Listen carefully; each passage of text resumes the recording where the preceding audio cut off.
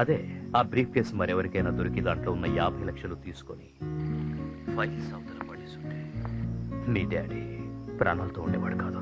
పొందిన సహాయాన్ని life long గుర్తుపెట్టుకోవడానికి అతన్ని లైఫ్ పార్ట్నర్గా చేసుకుంటానంటే కాదని ఎలా చెప్పగలనమ్మా? How can I say no? That's my dad. Okay, మీరున్న సిచ్యువేషన్లో ఎమోషన్లో ఇలా మాట్లాడడం కరెక్టే, బట్ అతని గురించి ఎంక్వైరీ చేసిన తర్వాత డెసిషన్ తీసుకుంటే బాగుంటుందేమో. కుమార్తో ఒకసారి మాట్లాడితే చాలు, అతను ఎలాంటి వాడో తెలిసిపోతుంది. ఈ రోజుల్లో అబ్బాయిలు ఎలా ఉన్నారో తెలిసిందే కదా. ఓ అమ్మాయి నుంచి రాంగ్ కాల్ వస్తే ఏదో ఒకటి మాట్లాడుతూ పరిచయం పెంచుకుంటారు. ఫస్ట్ కాఫీకి పిలుస్తారు, నెక్స్ట్ సినిమాకి, తర్వాత రూమ్కి. బట్ కుమార్ ఒక్క మాట కూడా లిమిట్ దాటి మాట్లాడలేదు. సచ్ డీసెంట్ గా. ఈ కాలం కుర్రోళ్ళు ఇంత డీసెంట్ గా బిహేవ్ చేస్తున్నారంటే డౌటే. నీ బ్యాక్గ్రౌండ్ అంతా తెలుసుకొని నీ ఆస్తి కొట్టేయడానికి ఓవర్ స్మార్ట్ గా బిహేవ్ చేస్తూ డ్రామా ఆడుతున్నాడేమో. ఒకవేళ మీరు అన్నట్టు కుమార్ నాతో మాట్లాడినవన్నీ అబద్ధాలు అయ్యుంటే, అతని బిహేవియర్ డ్రామా అయ్యుంటే, ఆ దేవుడి సాక్షిగా చెప్తున్నాను, అతన్ని నమ్మిన పాపానికి ఆత్మహత్య చేసుకుంటాను.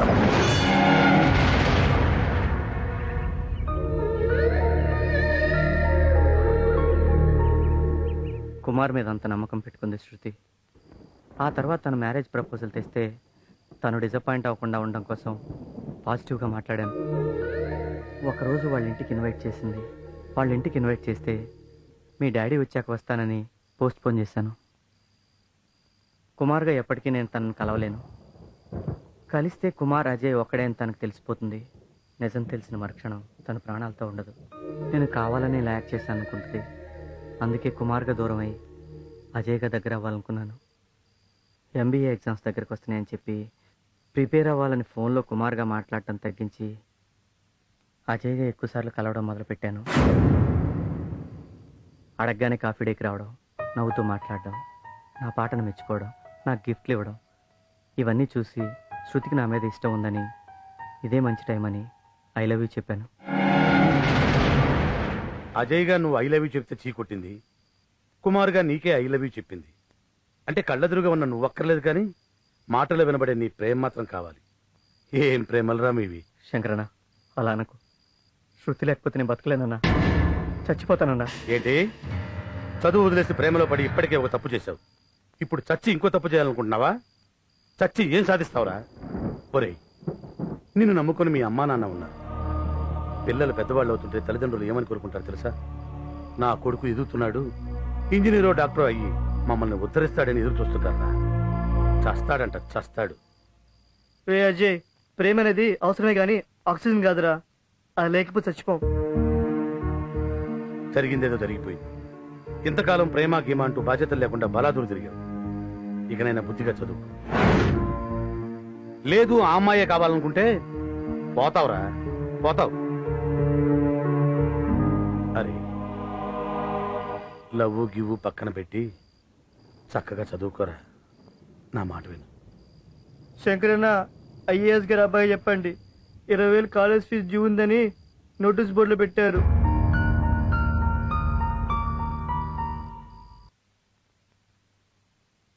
స్వామి, ఫీజు కట్టాలి కదా, ఊరెళ్ళొస్తా.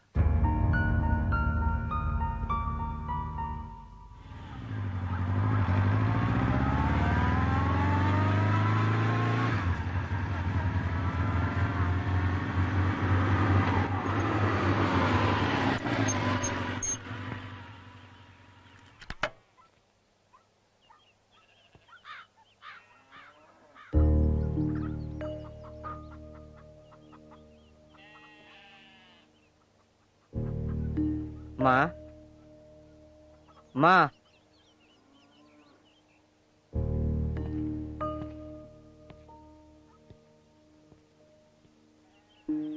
మా నాయనమ్మా ఇందిరాగాంధీ క్లాస్మేట్. అవ్వా అవ్వా. ఎవరు? నేను నీ మనవణ్ణి. అజయ్య. ఏమే అజయ్ వచ్చాడు చూడు.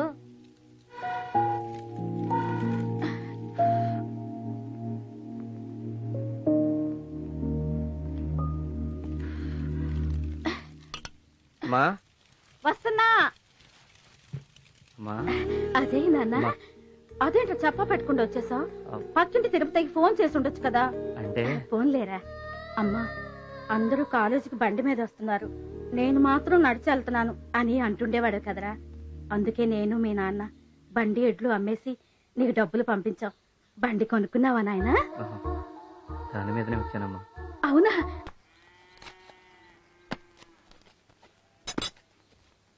అవని ఇంజనీరింగ్ లో చేరటం కోసమనే ఉన్న కాస్త పొలం బుట్ర అమ్మేశాను. అప్పుడప్పుడు వచ్చి కాలేజీ ఫీజులు కట్టాలి, హాస్టల్కి డబ్బులు కట్టాలి అంటే పాడిగొడ్డిన అమ్మేసి ఇచ్చాను రా.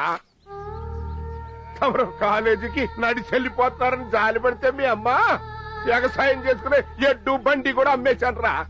ఆఖరికి మిగిలి తెచ్చిందే ఉంది, గట్టిగా గాలి కొడితే కూలిపోయే ఈ కొంప. చిచ్చి, రెక్కట్టగానే డొక్కాడిని బతుకైపోయింది. ఊళ్ళో జనమందరికి మా ఊడు ఇంజనీర్ అయిపోతున్నాడు, బంగళా కట్టిస్తాడు, బంగారం కొంటాడు, కారులో తిప్పుతాడని కనపడ్డ వాళ్ళందరికీ ఎచ్చు కబుర్లు చెప్పు తెచ్చా. అయినా ఉన్నట్టుండి 20,000 కట్టమంటే నన్ను ఎక్కడి నుంచి తెచ్చావమంటావురా? అసలు ఈయన గారి ఇంజనీరింగ్ ఎప్పుడు పూర్తయిదా చూద్దాం, నీకన్నా తెలుసు అంటే. నేనేమన్నా పని లేకుండా అడుగుతున్నానా? ఇక్కడ మాకు పనులు దొరక్క తెస్తున్నావయ్యా. వంద మాట చెప్తున్నారా, నిన్ను చదివించడం ఇక నా వల్ల కాదు. చాలే ఊరుకోవయ్యా, లోపలికి రావయ్యా, రా.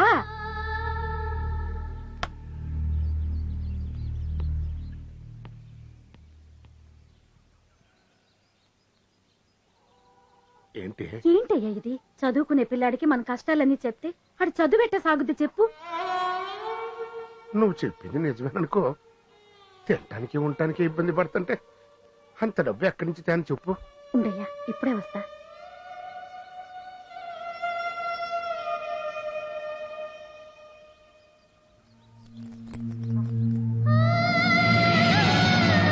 ఈ తాగంటే ఇంకేం ఆలోచించకయ్యా. నా బిడ్డ చదివి ఇంజనీర్ అయ్యాక ఇలాంటి 100 కొనిస్తాడయ్యా. ఇదమ్మి డబ్బులు పట్టరాయ్యా. ఇల్లయ్యా, మన బిడ్డకి మన కష్టాలు తెలియకూడదయ్యా. ఇల్లయ్యా, ఇల్లయ్యా, ఇల్లు.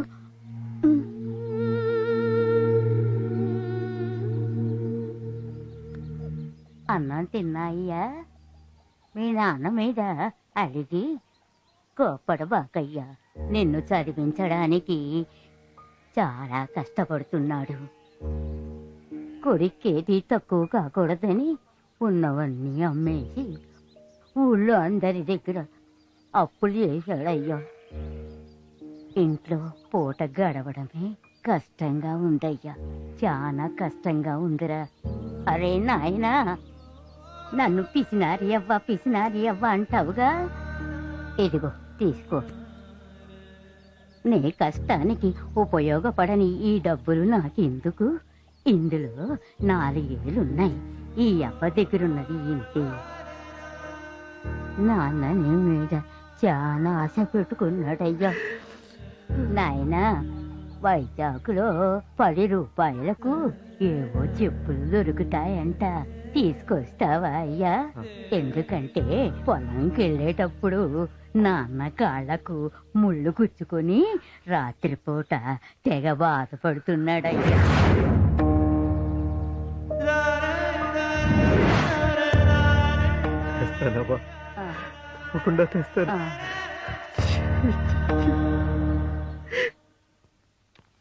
Good morning madam. మార్నింగ్. నా ఫీజు మేడం. నీ పేరు? అజయ్ కుమార్ మేడం.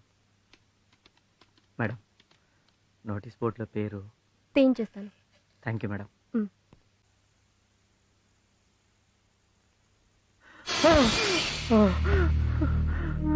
అరే అజయ్, ఏమైందిరా?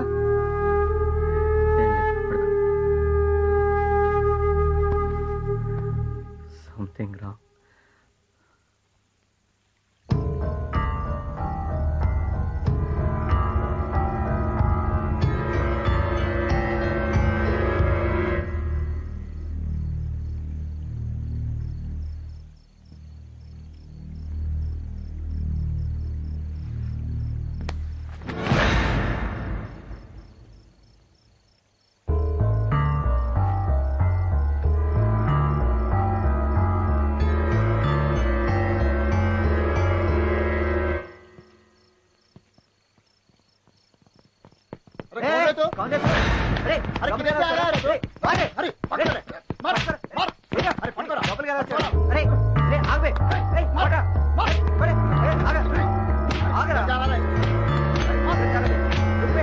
చెప్పేది వినండి, నేను దొంగని కాదే. ఏంటి కూడా గోడ దూకొచ్చాడు సార్. సార్, నేను దొంగని కాదండి, శృతి క్లాస్మేట్ని. తనకి బాగాలేదని తెలిసింది, అందుకే చూసి వెళ్దామని వచ్చాను. క్లాస్మేట్ అయితే ఈ టైంలో నా రావటం?